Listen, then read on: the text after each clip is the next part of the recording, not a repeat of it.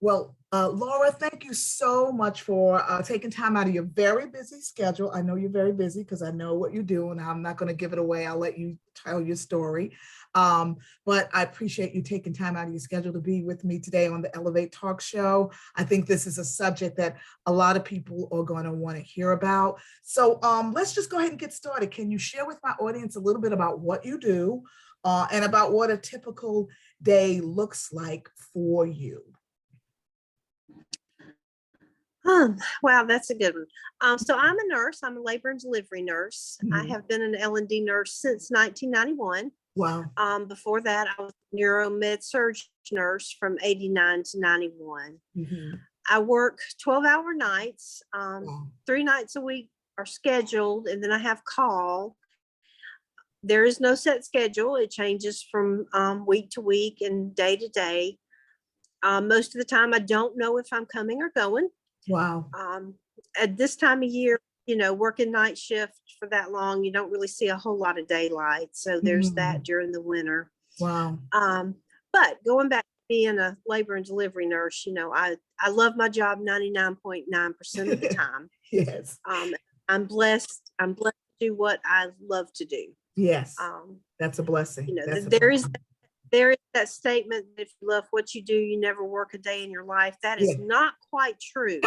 Right.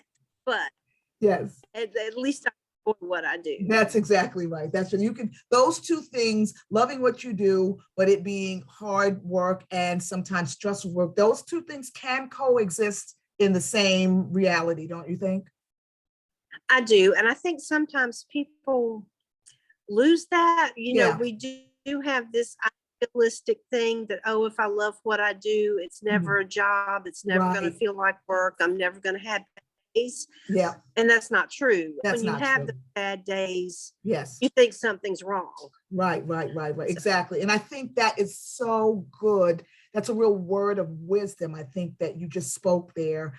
And I think that if people really get that, that can help alleviate some of the guilt that they feel. It's like, I shouldn't feel this way, but it all kind of can be up in there together. And you really spoken to that. And I think it's important for people to hear that. What I want to know is, as a labor and delivery nurse during a pandemic, what does that look like?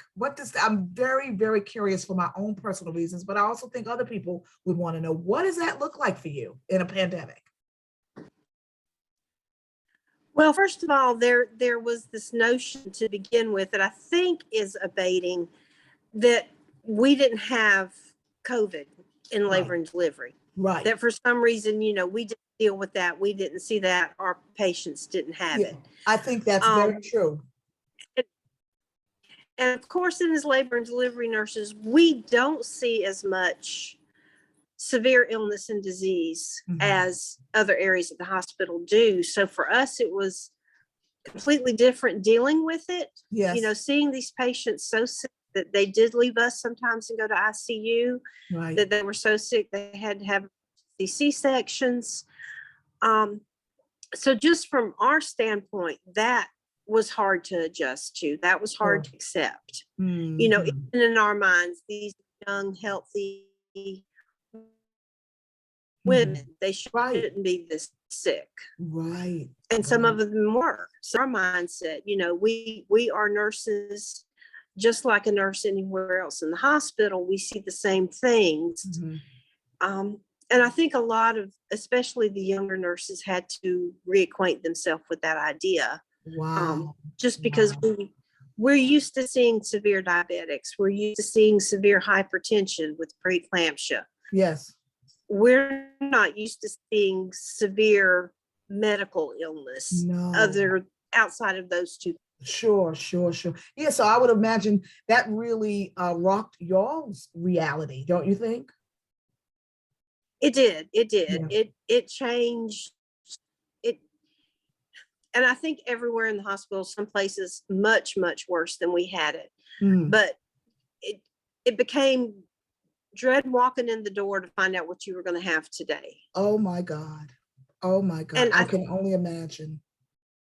And every time we hit a peak in this pandemic, and they say, okay, this is the peak, this is going to get better, it's done, it's over with. And then we have another one. Yep. And now we're having another one. Yep. And Yep. it's when is it going to end? Exactly. And like I said, from a labor delivery standpoint, it's been much better for me than it has been for, say, the ICU nurses, Sure. or the ER nurses. Sure. You know, their load is so tremendous right now. I don't know how they're doing it. Oh my goodness. Which leads me, that's a good segue into my next question. Recently, I came across an article in The Atlantic, which is a national magazine, written by a man named Ed Zitron, who talks about the subject of burnout. He talks about his work in general, but burnout in particular. And here's a short quote from the article. He says, "Physical sickness is one thing, but burnout is significantly more insidious. It isn't simply a case of being tired, but the result of feeling overloaded, helpless, and hopeless. It isn't just too much work, but the sense that it will never end and that you will never get relief." That's what he said. And what I want to know is, do you agree with this statement? And how has burnout looked for you personally? I 100% agree with that statement. Wow. And it's even more insidious than you realize, because you want to blame it on other things. Right. You're not getting enough exercise. You're not doing this. You're not doing something right. Right. Nurses have a very hard time sitting back and saying, I am burnout. Right. I don't know if that's seen as a flaw. Right. You know, I don't know if they're supposed to suffer burnout. Sure. But it seems to be very hard for here to recognize that they are burned out. Sure. And it creeps into, you don't realize it. It's everybody else's fault. Everybody does something to trigger you. Everybody makes you angry. On your days off, you don't want to get out of bed. You're so tired because you've worked so hard. But all those are signs and symptoms of everything, and everyone around you triggers a negative emotion. You have to stand back and realize it's probably not them, it's you. Wow. And that's a very hard thing for us to admit. Wow. I think you really just zeroed in on something. I think that's something that people really need to hear, that, you know, because it's a symptom. And I think it's an important symptom to recognize in order to be able to say, I am suffering from burnout. And now what? What do I do? I think that's very good that you identify that, because I don't think people in burnout are necessarily able to step back and look at that, you know, what do you call, objectively. But I think you identifying that might help some people realize where they are in the process. And so is that what was happening for you? When I went through the burnout that actually caused me to step away from nursing about 6 years ago, I actually quit my job, went back to school and got my bachelor's degree, and came back. And it wasn't until the last 6 months of getting my bachelor's degree and I started doing research and doing articles and papers on compassion fatigue that I realized that was me. Oh my.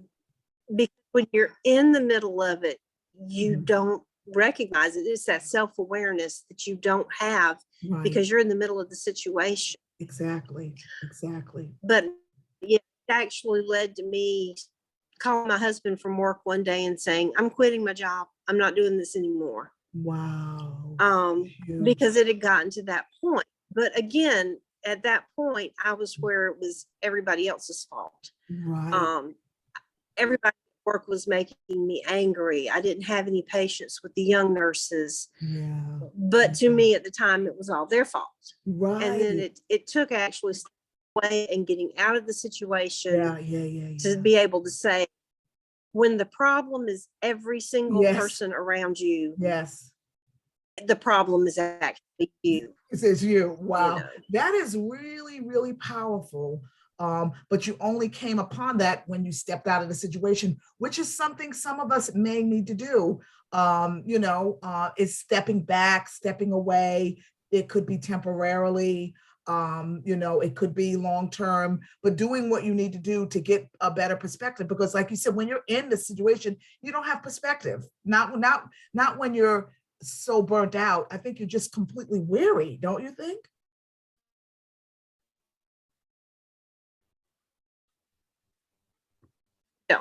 Yeah. and you have no resources left to cope. Right. You don't get any joy or satisfaction out of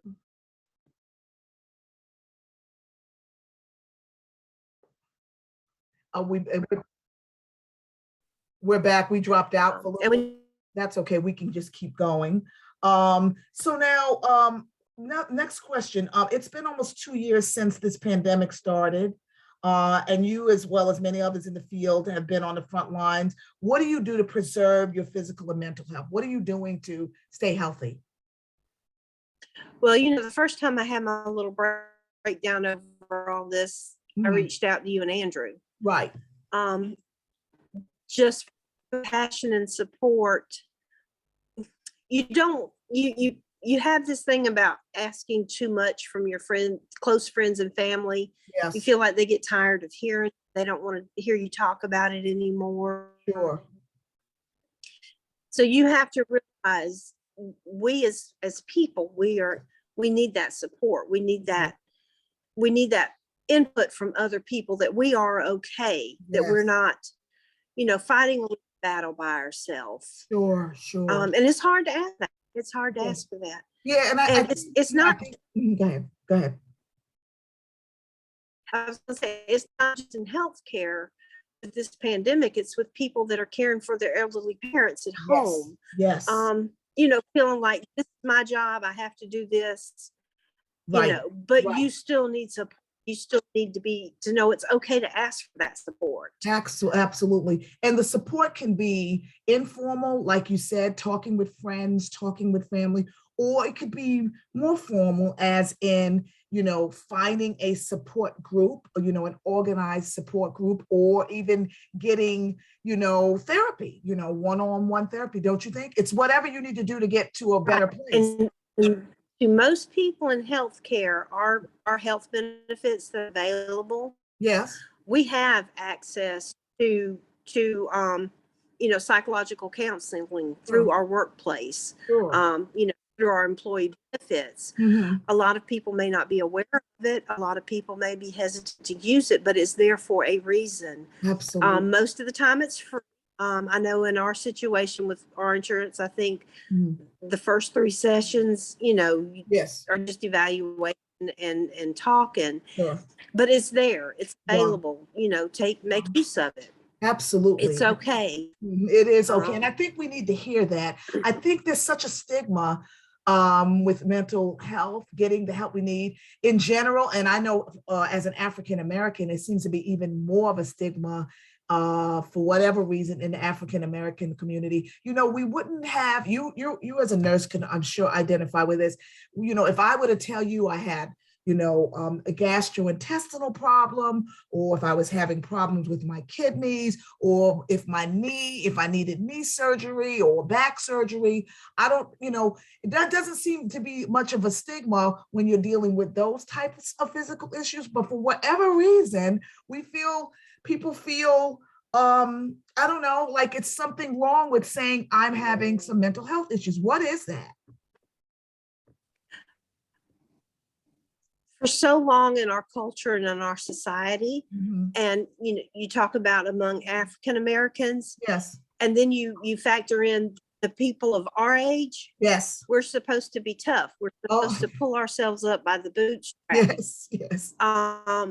We are who everybody else depends on to get them through. So we're not supposed to have problems. Exactly. And there's still the refusal for people to see that most of the time, Yes. especially depression and Yes. severe anxiety, Yes. are simple chemical imbalance in the brain. Right. If your blood sugar's out of control, you Yeah. take something to control your blood sugar. If That's your right. serotonin uptake is not working like it's supposed to, Yes. then you take something to control your serotonin uptake. That helps Wow. with depression, that helps with anxiety. Wow. Any other physical ailment we have, we Right. take something to correct the physical ailment. Exactly. But there is still such a stigma, like you said, mental Yeah. health, with most of Yeah. Mm-hmm. the time it's just a simple chemical imbalance. Exactly. That needs to be corrected. Around with my blood sugar 600 when there are medications I can take to keep my blood sugar control. Exactly. And that is another factor to look at too, especially in our group. Yes. You may have other things going on that Yes. are actually worsening the depression that you don't realize. The importance of having a primary care provider. And Yes. we don't take the time for ourselves, Yes. which again leads to that burnout. But we have to take time for self-care. Right. You may have problems going on with your blood pressure, with your blood sugar, with a number of different things that are actually contributing to this depression. That is so good that you're saying this. Blood pressure, hypertension, Mm-hmm. they don't have symptoms. You can't see them. If I cut my finger and it's infected, I can see that. Right. That's right. But most of the time, our bodies adapt to our blood sugar, our blood pressure being high. Yes. You don't even realize it. Something catastrophic happens. Exactly. So there's that important taking the time. Yes. Take that time to take the 2 hours. Go have a primary care visit with your doctor. Yeah. Get out from head to toe. You owe yourself.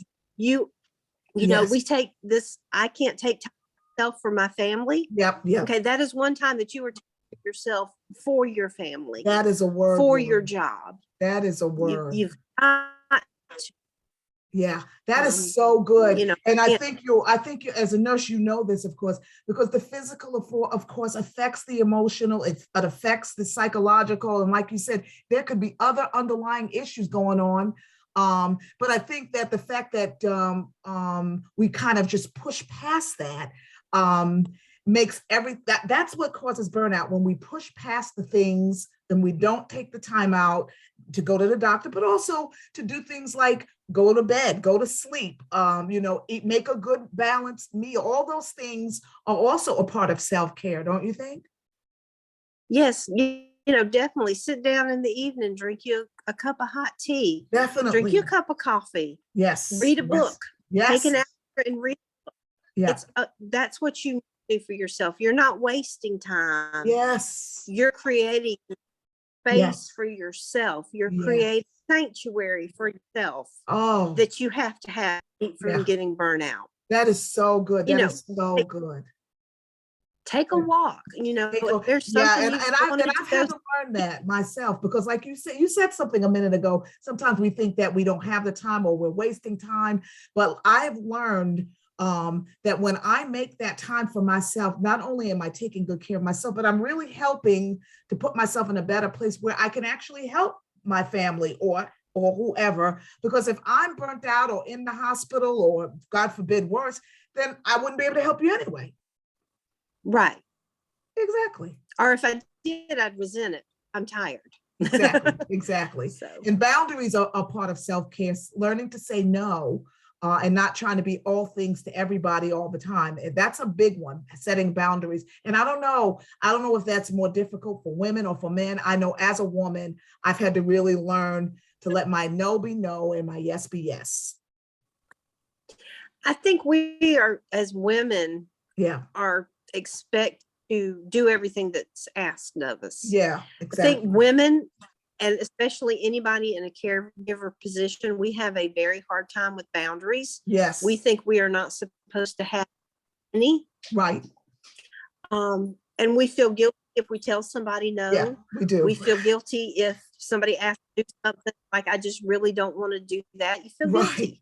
Right. Work calls and ask if you get extra shift and you don't go, you feel guilty. We do feel guilty. So it's giving yourself permission. Yes. Yeah, you have to give yourself permission to say no. I love that. And that's very hard. It can be. And like you said, I think it's more difficult for us as women. I wanted to ask you this before we end our time together. I think it's pretty clear that a lot of Americans, and maybe other people in other places and spaces, but primarily I want to focus on Americans, are suffering from burnout. I just hear it from different people wherever I go. What are some of the things that you think employers could do to help prevent worker burnout? Because so much of our burnout is related to our work.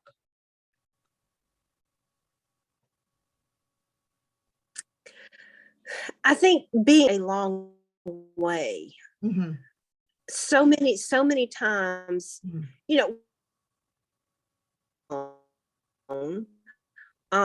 we know they know it. Right. Your upper administration so many times is insulated in their office. We Yes. don't see them. Mhm. They don't see us. Right. So I think just to be Mhm.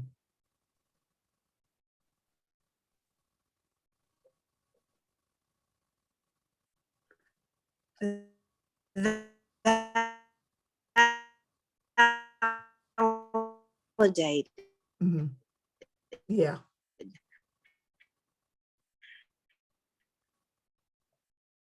Yeah. I was losing you for a little bit. But yeah, can you